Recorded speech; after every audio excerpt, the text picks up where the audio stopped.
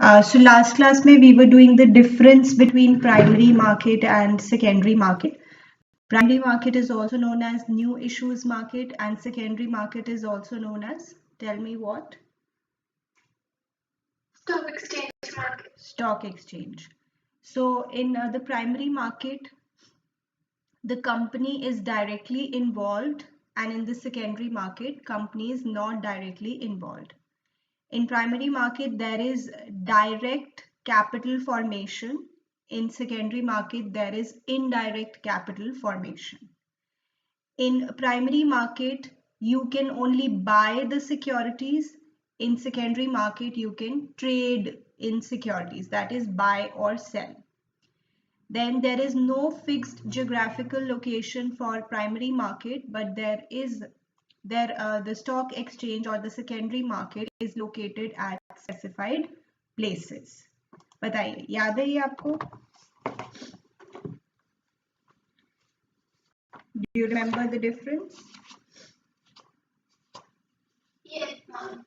Okay तो अभी तक वैसे हमने इस चैप्टर में क्या क्या कर लिया? We have done the money market instruments, treasury bill, commercial paper, call money, certificate of deposit, commercial bill, and हमने देखा कि कैपिटल मार्केट दो तरह की होती है, प्राइमरी और सेकेंडरी, और प्राइमरी सेकेंडरी में हमने डिफरेंस किया. कल मैं आपको जाते जाते बता रही थी प्राइमरी मार्केट में ही there are methods of flotation, यानी कि अगर कंपनी को शेयर्स इशू करने हैं तो उसके पास कई सारे मेथड्स हैं टू डू दैट. तो उसमें से हम फर्स्ट मेथड कर रहे थे, that was offer through prospectus. मैंने आपको बताया था prospectus is like an advertisement in a newspaper, magazine और टीवी, वेरिन आप लोगों से अपील करते हो कि आओ आओ हमारी कंपनी के शेयर्स खरीदो, हम बहुत ही अच्छी कंपनी है, हम बहुत प्रॉफिट्स अर्न करते हैं, like that. So this is the most common method of issuing shares, and only which companies can issue shares? Public companies. ठीक है, चलो ये लिखेंगे वैसे. Offer through prospectus is the most popular method. This is the most popular method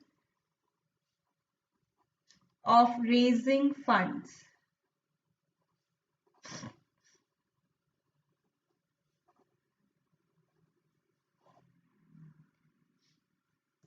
by public companies in the primary market.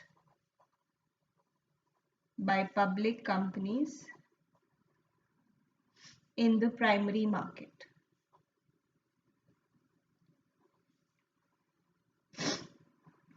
इसमें आप लोगों को इनवाइट करते हो सब्सक्रिप्शंस कि हमारी कंपनी के शेयर सब्सक्राइब करो, खरीदो. दिस इन्वॉल्व्स inviting subscription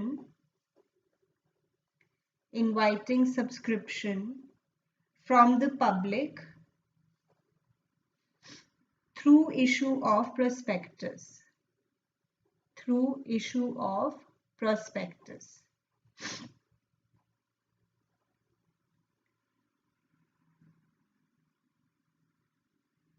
तो प्रोस्पेक्टस से आप अपील करते हो लोगों को कि हमारी कंपनी के शेयर सब्सक्राइब करो. A prospectus makes a direct appeal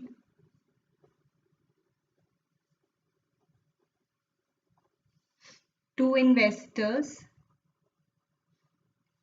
to raise capital through an advertisement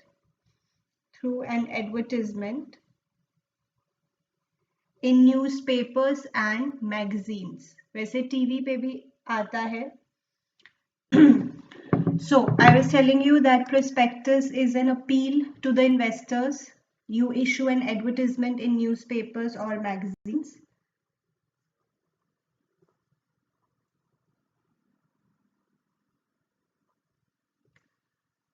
फिर मैं आपको कल की क्लास में बता रही थी that your issue may be underwritten.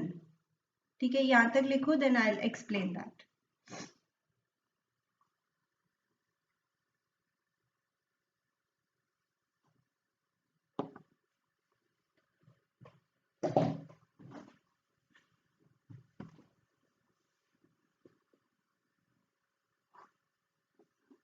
Yes, written till here.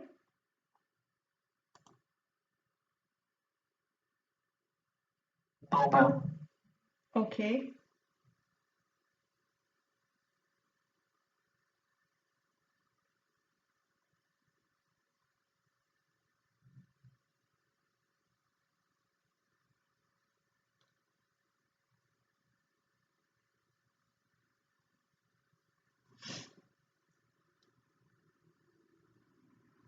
So it's the most popular method. You invite subscription from public. You make a direct appeal to them in the form of advertisements. Okay. Then वैसे मैं quickly explain कर रही हूँ, वैसे आपको underwriting का मतलब पता होगा. जैसे एक कंपनी है, उसने मान लीजिए 1 लाख शेयर्स इशू करने का सोचा है, तो 90% कम से कम एप्लीकेशंस आ जानी चाहिए following the concept of minimum subscription. अगर 90% से कम एप्लीकेशंस आती हैं तो सेबी, जो कि स्टॉक मार्केट का बॉस है, हेड है, वो हमें आगे नहीं बढ़ने देगा, हमारा इशू कैंसिल हो जाएगा. तो हर कंपनी को ऑलमोस्ट डर होता ही है, ठीक है, चाहे पॉपुलर कंपनी है फिर भी एक डर तो होता ही है कि अगर 90% एप्लीकेशंस ना आई तो क्या होगा, फिर तो हमारा इशू कैंसिल हो जाएगा और इतना खर्चा हमने किया है, फ्लोटेशन कॉस्ट, वो सब बेकार हो जाएगी. तो कंपनी ज़्यादातर पहले से ही अपॉइंट करती हैं अंडरराइटर्स. अंडरराइटर्स कुछ बड़े बड़े अमीर लोग होते हैं जो कंपनी इनको कहती है कि अगर लोगों ने हमारे 90% शेयर्स नहीं खरीदे तो तुम खरीद लेना, और इसके लिए हम तुम्हें बदले में देंगे कमीशन. हो सकता है तुम्हें खरीदने पड़े, हो सकता है ना खरीदने पड़े, पर दोनों केसेस में I will give you commission. Do you know this? ठीक है. तो अंडरराइटर्स का भी फायदा देखो, अगर तो शेयर्स नहीं खरीदने पड़े तो इनको फ्री में कमीशन मिल जाएगी, और अगर शेयर्स खरीदने पड़े तो ठीक है. Okay, so we will write the issues may be underwritten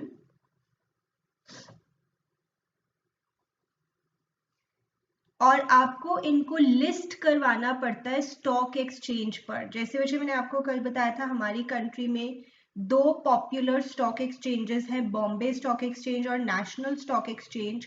इसको आप ऐसे समझ लो कि मतलब ये 2 प्रॉपर्टी डीलर्स हैं. अगर आपने प्रॉपर्टी खरीदनी है तो आप प्रॉपर्टी डीलर्स को अप्रोच करते हो. तो ये 2 बड़े स्टॉक एक्सचेंजेस हैं जिसमें हमें खुद को लिस्ट करवाना पड़ता है. मतलब if I am a company और मैं शेयर्स इशू लेकर आ रही हूँ, तो मैं स्टॉक एक्सचेंज पे जाऊंगी, बीएससी या एनएससी या दोनों पे, और मैं उनको अपना पूरा रिकॉर्ड दिखाऊंगी और कहूंगी कि मैं शेयर्स का इशू लेकर आ रही हूँ, आप मुझे लिस्ट कर लो, मतलब मुझे रजिस्टर कर लो.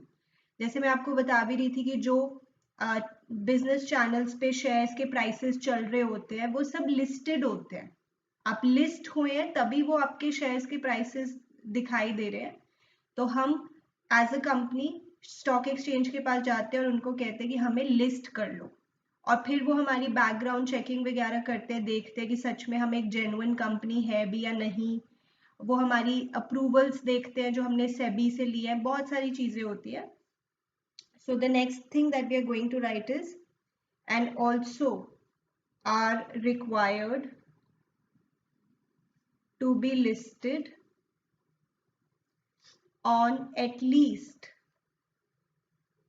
one stock exchange. ठीक है, तो अंडरराइट हमें करवाना पड़ सकता है. मैंने यहाँ पे स्पेलिंग गलत लिख दिया. Underwritten, and also we are required to get our company listed on the stock exchange. Right, Vishi?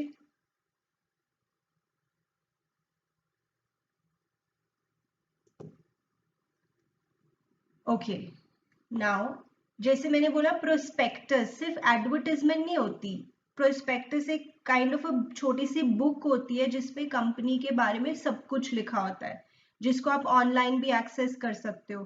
Company क्या काम करती है, कंपनी के डायरेक्टर्स कौन है, कंपनी की पिछले साल की बैलेंस शीट्स कैसी हैं, कितने प्रॉफिट्स कंपनी ने कमाए, ये सभी प्रोस्पेक्टस में लिखा होता है। जैसे जब आपको स्कूल में एडमिशन लेना होता है तो स्कूल प्रोस्पेक्टस इशू करता है, प्रोस्पेक्टस देता है आपको sometimes in some schools, yes और no?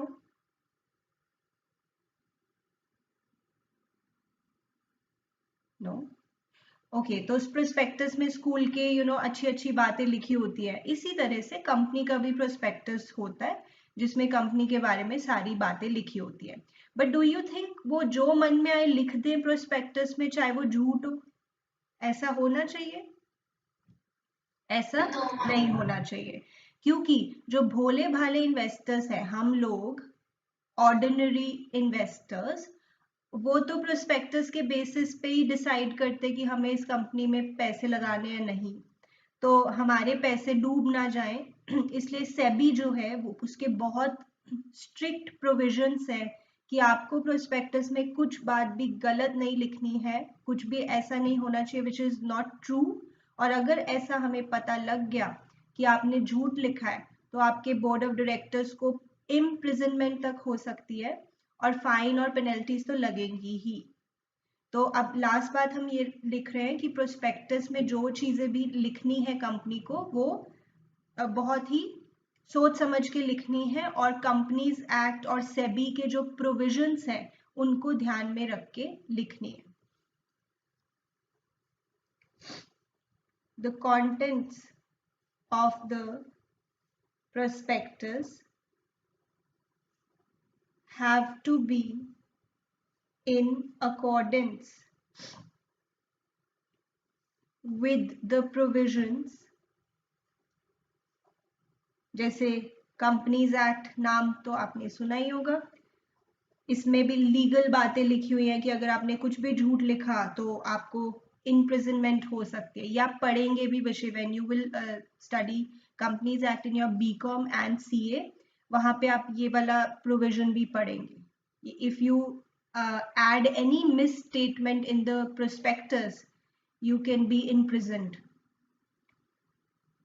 With the provisions of the Companies Act and SEBI disclosure, ये नाम है SEBI disclosure and investor protection guidelines, SEBI की जो गाइडलाइंस है disclosure and investor protection guidelines,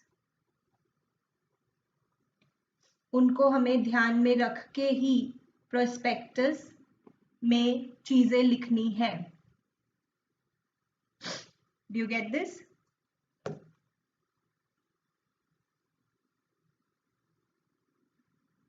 Yes, ma'am.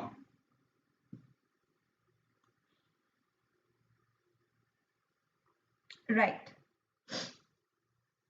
So it's quite simple. Vishay, offer through prospectus is the most popular method that public companies use to raise capital by issue of shares. You make a direct appeal to the public to subscribe to the shares of your company. Then you may have to get your issue underwritten, and also you have to get yourself listed on at least one stock exchange. Whatever you write in your prospectus, that should be in accordance with the provisions of the Companies Act and SEBI guidelines. अगर आप यहाँ पे सिर्फ SEBI guidelines लिख दोगे तो भी चलेगा, if you can't remember this entire thing.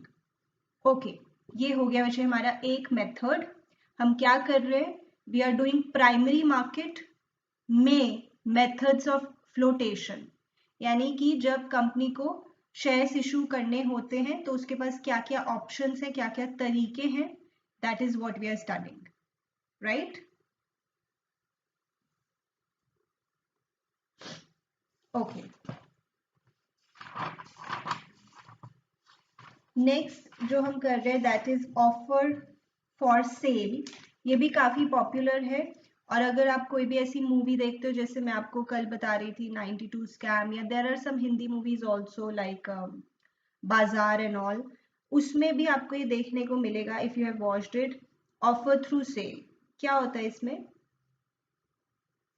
कि कंपनी जो है वो कहती है कि मैं इतनी सिरदर्दी नहीं ले सकती कि कौन मेरे शेयर्स खरीदेंगे कौन नहीं खरीदेंगे, बहुत टेंशन का काम है ये। तो कंपनी क्या करती है, अपने सारे शेयर्स एक इशुइंग हाउस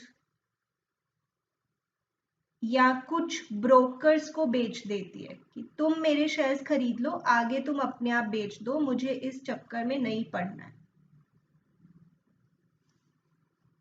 जैसे मान लीजिए कंपनी कहती है तुम मेरे शेयर्स खरीद लो, 10 रुपीज का एक शेयर खरीद लो, आगे तुम इसको कितने में भी बेच दो वो तुम्हारे ऊपर है, but I don't want to directly deal with public, उसमें बहुत टेंशन है, तुम आगे पब्लिक को अपने हिसाब से बेच दो।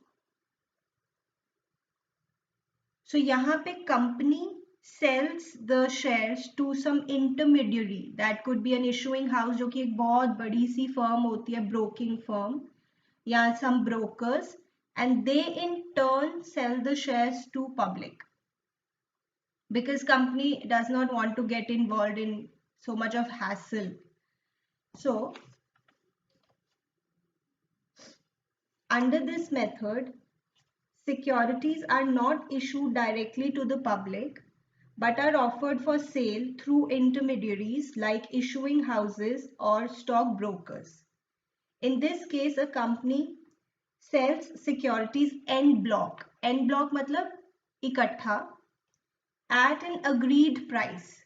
वो एक मतलब अपनी सारी सिक्योरिटीज एक साथ ही ब्रोकर्स को बेच देती हैं एट एन अग्रीड प्राइस। जैसे मैंने बोला 10 रुपीज का मैंने दे दिया ब्रोकर्स को एक शेयर, और ब्रोकर्स आगे फिर उसे पब्लिक को सेल करते हैं।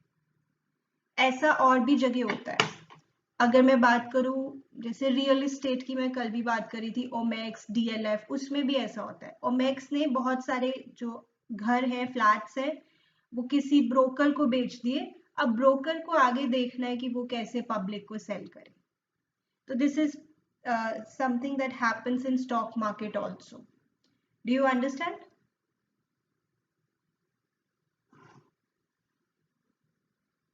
I think this is quite easy also. एक बार फिर पढ़ो. In this method, securities are not issued directly to the public, but they are offered for sale through intermediaries, which could be a big issuing house or stock brokers. Company sells securities en bloc, यानी इकट्ठा, at an agreed price to brokers, who in turn sell these securities to the investing public. Do you get this? Excuse me, ma'am. Yes.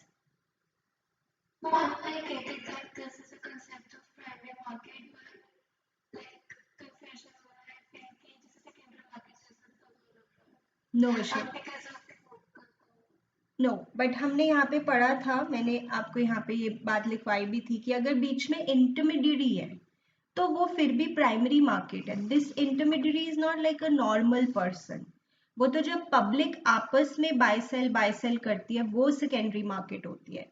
But यहाँ पे अगर intermediary है तो इससे ये secondary market नहीं होती, because we have clearly studied also, securities are sold by the company to the investors directly or through an intermediary, that is still primary market, right? okay, ma'am, तो मतलब अगर broker भी company से एक जगह से buy करके and then sell it further, तो that is primary still, right? yes, because broker सीधा कंपनी से खरीद रहा है, ये सिर्फ एक मिडलमैन की तरह काम कर रहा है, इससे पूरा कॉन्सेप्ट चेंज नहीं हो रहा। बट हाँ, एक बार जब पब्लिक को शेयर्स मिल गए उसके बाद वो जो ट्रेडिंग कर रहे हैं, बाय सेल कर रहे हैं आपस में, that is secondary market, right? Yes. Okay, चलिए इसे लिखेंगे बच्चे। Under this method, securities are not issued directly to the public,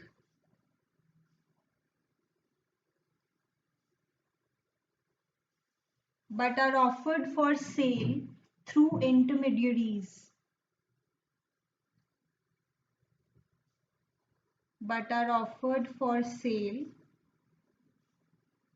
through intermediaries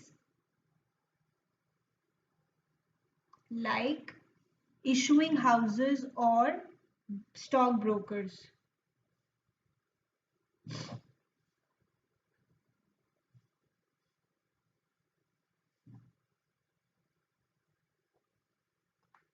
तो इसमें company together all the shares sell कर देती है ब्रोकर को एट एन अग्रीड प्राइस और वो आगे फिर पब्लिक को बेचते हैं. In this case a company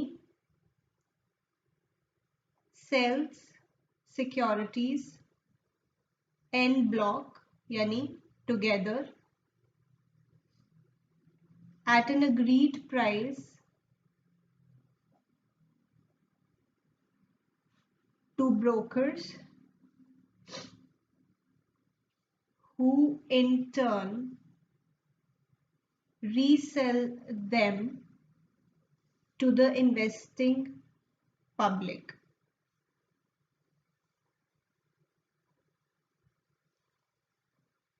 यहाँ तक लिखें.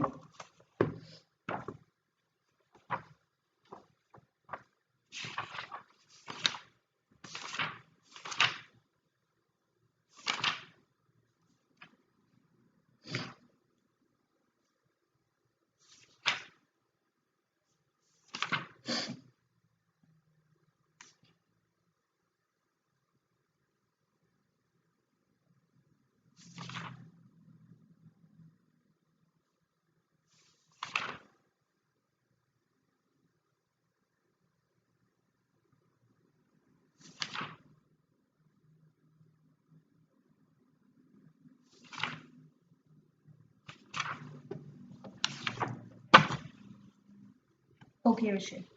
चलो अब मैं आपको एक केस स्टडी दिखा रही हूँ. You have to answer me in the chat box.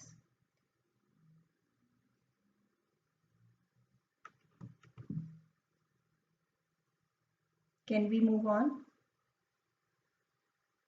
Yes, ma'am. Okay. This is the case study.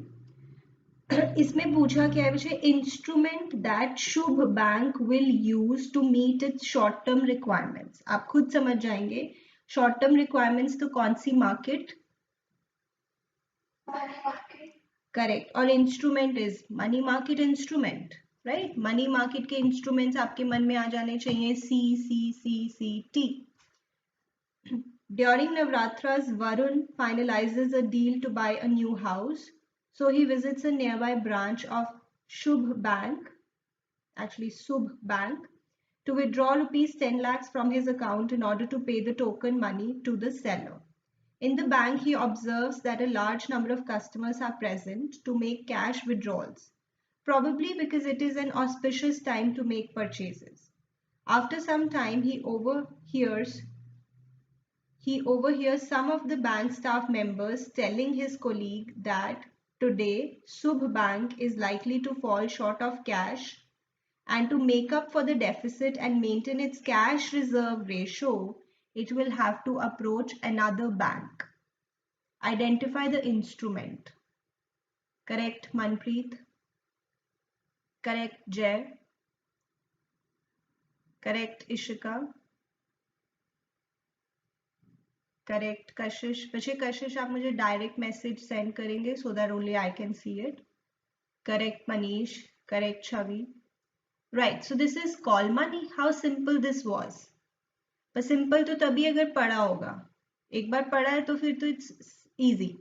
फिर वो कह रहे कोई 3 फीचर्स बताओ इस इंस्ट्रूमेंट के बारे में. तो आप बता सकते हो कि इस पे जो इंटरेस्ट का रेट होता है उसे कॉल रेट कहते हैं और वो हाईली वॉलेटाइल रेट होता है which changes from day to day, sometimes even from hour to hour. And call money is used for interbanking transactions. Maturity period, yes, Manpreet is telling maturity period हम बता सकते हैं 1 day to 15 days. And अगर call rate ज़्यादा होता है, मतलब अगर ये इंस्ट्रूमेंट महंगा होता है तो हमें बाकी के इंस्ट्रूमेंट्स चीपर लगने लगते हैं. तो any 3 features we can write. देखो इससे बैंक बोरो करता है from another bank specially to maintain CRR। Maturity period इतना है, फोर्टनाइट समझते हो ना, fortnight is 15 days. And interest जो हमें इस पे देना होता है उसे हम कॉल रेट कहते हैं। Got it? Okay, just a second, there was one more question, I think in the last year sample paper of CBSE from this chapter. Let me show you that.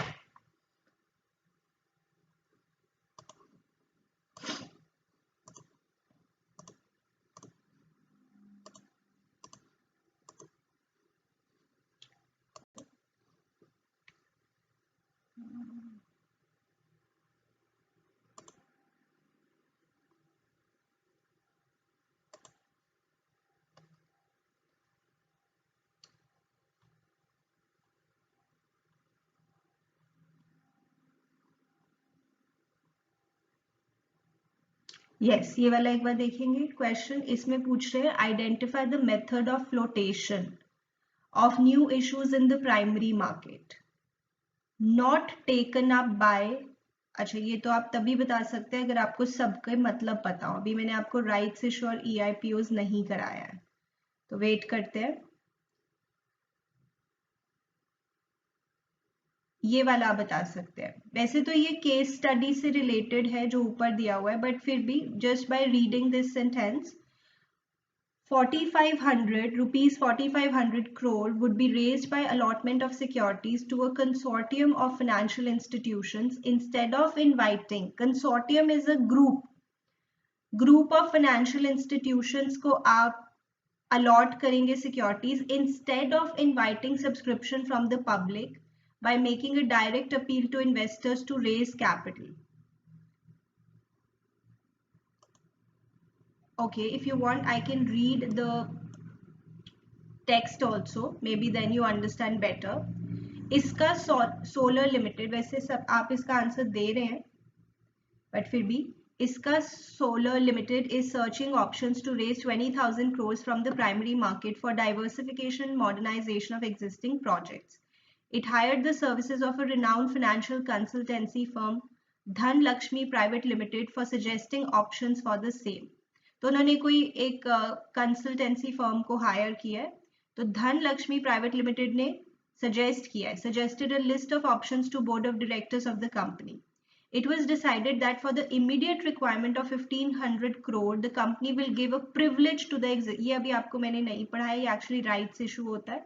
अगली line, Rupees 4,500 crore would be raised by allotment of securities to a consortium of, मतलब group of financial institutions instead of inviting subscription from the public by making a direct appeal to investors to raise capital. It was further decided to raise capital to the tune of 6,000 crore. अच्छा, ये भी अभी आप नहीं बता सकते हो क्योंकि ये भी अभी मैंने आपको कराना है। I think I started this question at the wrong time क्योंकि आपको अभी प्राइवेट प्लेसमेंट भी नहीं पता।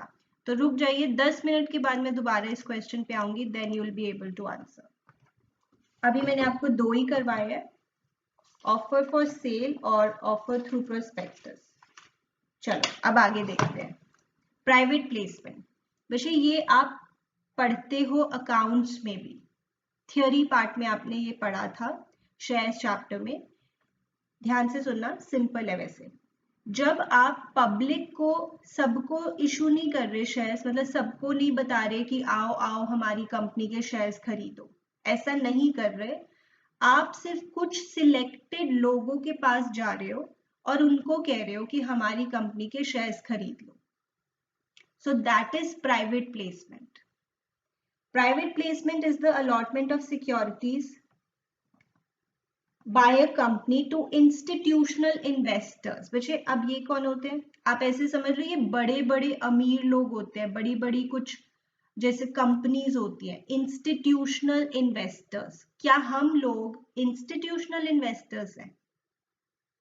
No, we are ordinary retail investors. Institutional invest, नाम से ही पता लग रहा है institution, there is some big corporation like that. तो यहाँ पे हम सिक्योरिटीज अलॉट करते हैं बड़े बड़े लोगों को और कुछ सिलेक्टेड इंडिविजुअल्स को, सबको नहीं, कुछ सिलेक्टेड लोगों के पास हम जाते हैं, that could be our friends, relatives also, और उनको कहते हैं कि हमारी कंपनी के शेयर्स खरीद लो। ऐसा क्यों करते हैं हम? क्योंकि एक तो ये क्विक होता है, इससे आप जल्दी पैसे रेज कर सकते हो, ऑल्सो इसमें जो खर्चा है वो कम होता है। देखो, बहुत ज्यादा खर्चे नहीं करने पड़ेंगे कि हर न्यूज़पेपर में एडवर्टीजमेंट देनी पड़ेगी या कोई बहुत सारे लोगों को बीच में हायर करना पड़ेगा, ऐसा नहीं है। आपने कुछ सिलेक्टेड लोगों के पास जाना है, उनको कहना है कि हमारी कंपनी के शेयर्स खरीद लो। तो इसके दो बेनिफिट्स हैं। वन, इससे आप जल्दी पैसे रेज कर सकते हो क्विकली, एंड सेकेंड, ये थोड़ा चीपर है। तो जो कंपनीज पब्लिक इशू को अफोर्ड नहीं कर सकती, वो प्राइवेट प्लेसमेंट का रास्ता चुनती हैं। So let me repeat.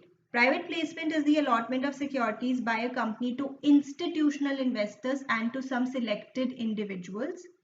It helps to raise capital more quickly than a public issue.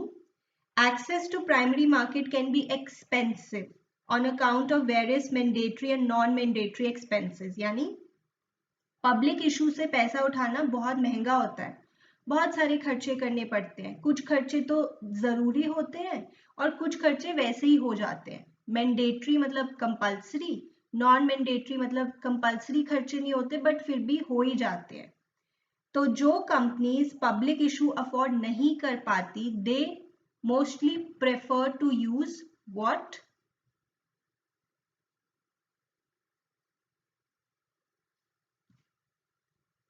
Yes, private placement. तो ये आप अकाउंट्स में भी पढ़ते थे, थियोरी में छोटा सा इसका एक पॉइंट था। बहुत ही सिंपल है वैसे, कुछ सिलेक्टेड इंडिविजुअल्स को आप शेयर्स इशू करते हो, सबको ऑफर नहीं करते। एंड ये हम क्यों करते हैं? बिकॉज इससे आप पैसे जल्दी रेज कर सकते हो और ये चीपर भी होता है। तो जो कंपनीज पब्लिक इशू अफोर्ड नहीं कर सकती, they usually go for this method. Do you understand? Okay, अब मैं उस क्वेश्चन पे वापस आ रही हूँ। अब you will be able to answer better. मैं आपको दो लाइंस पढ़वाऊंगी बच्चे, आप दोनों लाइंस में डिफ्रेंशिएट करेंगे। ये दो लाइंस में आपको पढ़वाऊंगी, ठीक है? अब तैयार रहिएगा अपना आंसर देने के लिए। Rupees 4500 crore would be raised by allotment of securities to a consortium, मतलब group of financial institutions, instead of inviting subscription from the public by making a direct appeal to investors to raise capital. एक ये line है। दूसरा, it was further decided to raise capital to the tune of 6000 crore through an issuing house. तो आपने मुझे बताना है 4500 crore rupees हम किस तरीके से रेज करने का सोच रहे हैं और 6000 करोड़ रुपीस हम किस तरीके से रेज करने का सोच रहे हैं। Try to give me the answer. एक वर्ड लिखना, कॉमा, दूसरा वर्ड लिखना। 4500 किससे सोच रहे हैं और 6000 किससे सोच रहे हैं। Now you can answer. Correct Manpreet?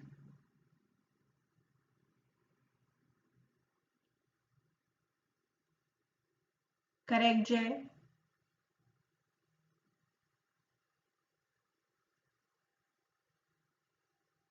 Just a second, just I missed. Bhavya विषय अपना चेक करें। करेक्ट छवि? इशिका विषय आप मुझे दोनों बताएंगे, like both are different. Bhavya, you send me your answer again. Correct Manish. Kashish, you also try to answer. 4500 crore किससे raise करने का हम सोच रहे हैं और 6000 किससे सोच रहे हैं?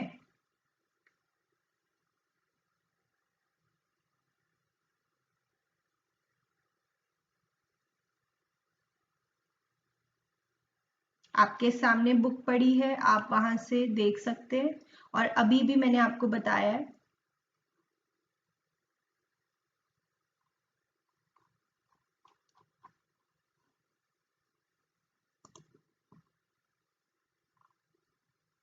Correct Ishika? That is for 6000. Tell me for 4500 also. कशिश विषय आपने ये जो बताया ये 4500 वाले के लिए बताया, 6000 के लिए I don't know which one you telling.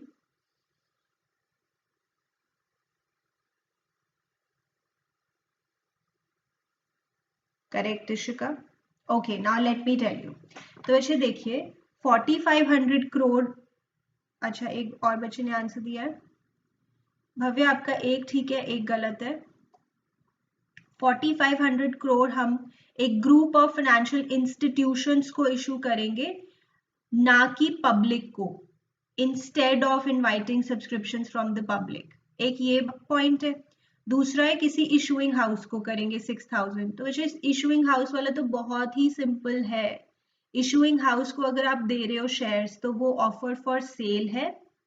Offer for cell है 6000 और 4500 आप किसी इंस्टीट्यूशन को दे रहे हो, like institutional investors.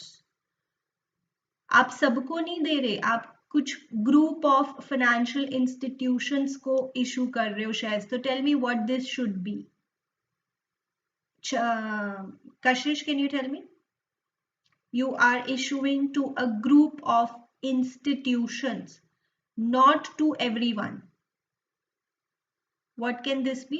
Private placement, right? So 4500 का आंसर है private placement और 6000 का आंसर है offer for sale. Is this clear to everyone?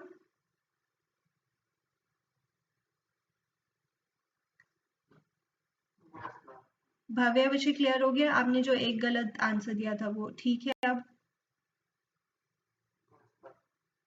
Okay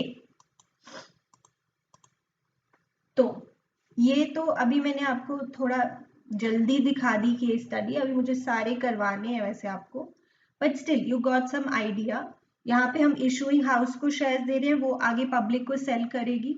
और यहाँ पे हम कुछ बड़े बड़े इंस्टीट्यूशनल इन्वेस्टर्स या फिर सिलेक्टेड इंडिविजुअल्स को शेयर्स दे रहे हैं. और प्राइवेट प्लेसमेंट का बेनिफिट क्या है कि इससे हम जल्दी पैसे रेज कर सकते हैं और इसमें जो खर्चा होता है वो भी कम होता है. ठीक है चलो लिखेंगे.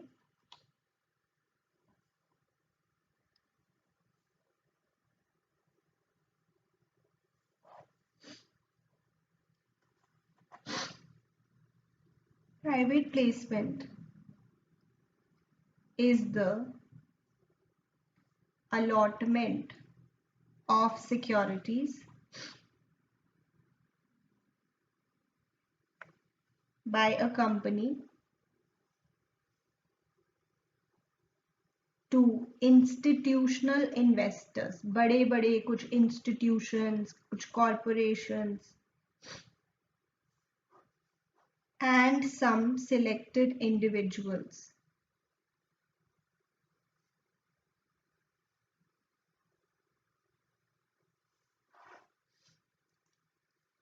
But why do we use this method? Because it is cheaper and you can raise capital more quickly. It helps to raise capital more quickly than a public issue.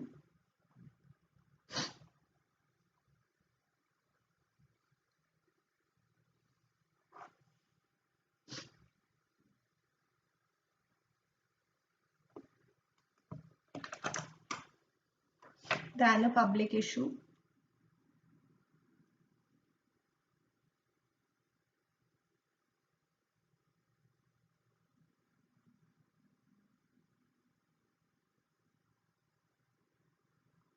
लिखिए यहाँ तक.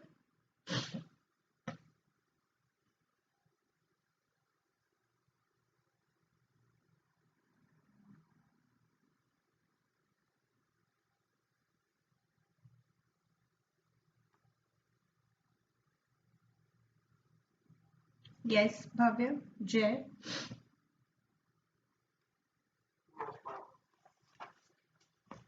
एंड अगर आप प्राइमरी मार्केट में जाते हो shares issue करने तो बहुत खर्चे करने पड़ते हैं. कुछ मैंडेटरी होते हैं, कुछ नॉन मैंडेटरी होते हैं. बट इन सभी खर्चों से या एटलीस्ट कुछ खर्चों से आप बच जाते हो if you are opting for private placement. Access to the primary market can be expensive on account of various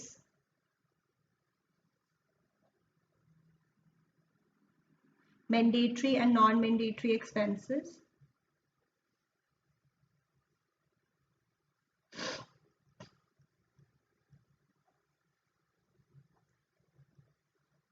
कुछ कंपनीज जो अफोर्ड नहीं कर सकती पब्लिक इशू वो यूज करती हैं private placement. Some companies therefore, क्योंकि इसमें बहुत खर्चे होते हैं पब्लिक इशू में, therefore cannot afford a public issue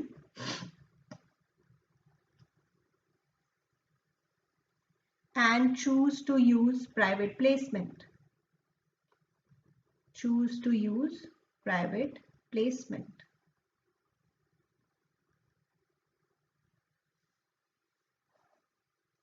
Okay, यहां तक लिखें.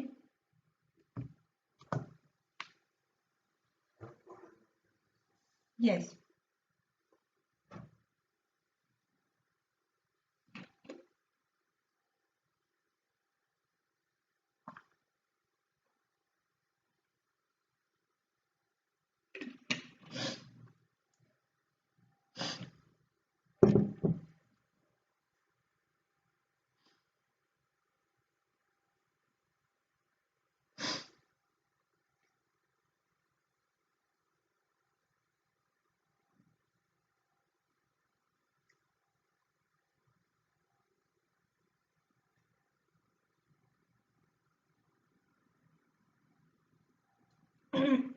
क्लियर है विषय यहां तक?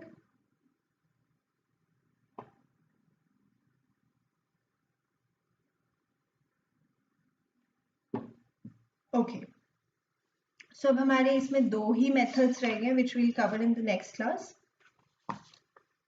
यहां से मैं आपको एक बार रीड करवा रही हूँ.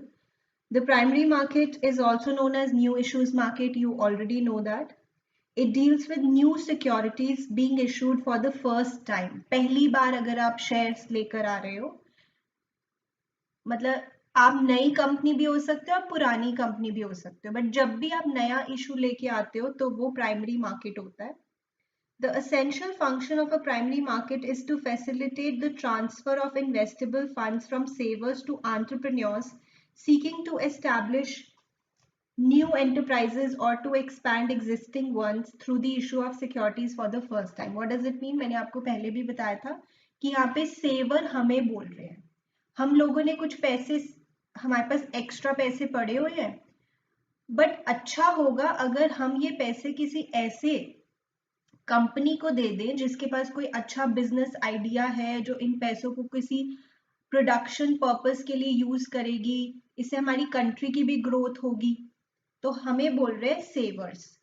इस मार्केट से हम लोग पैसे देते हैं एंटरप्रेन्योर्स को, मतलब बिजनेस फर्म्स को, जिनके पास कोई ideas होते हैं. They want to establish enterprises or they want to expand their existing enterprises.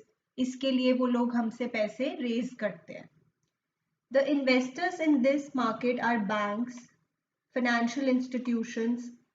अच्छा, यहाँ पे इन्वेस्टर्स किनको बोल रहे हैं, हमें या जो लोग हमसे पैसे उठाकर आगे कहीं इन्वेस्ट कर रहे हैं?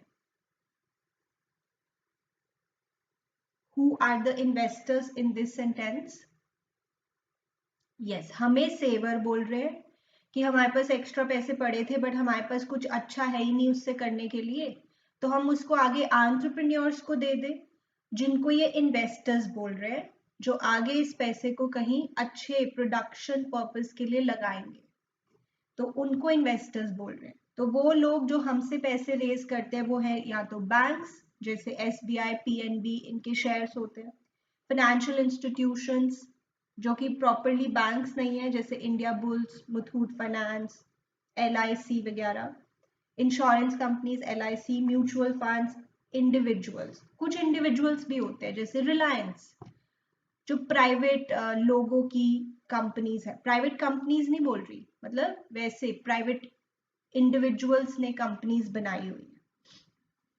Okay, the company can raise capital through the primary market in the form of equity shares, preference shares, debentures, loans and deposits. Funds raised may be used for setting up new projects, expansion, diversification, modernization, mergers, takeovers, etc. Okay, कुछ इतना बहुत ज्यादा important नहीं है यहाँ पे, पर एक बार हमें रीड कर लेना। बताइए, बात समझ में आती है?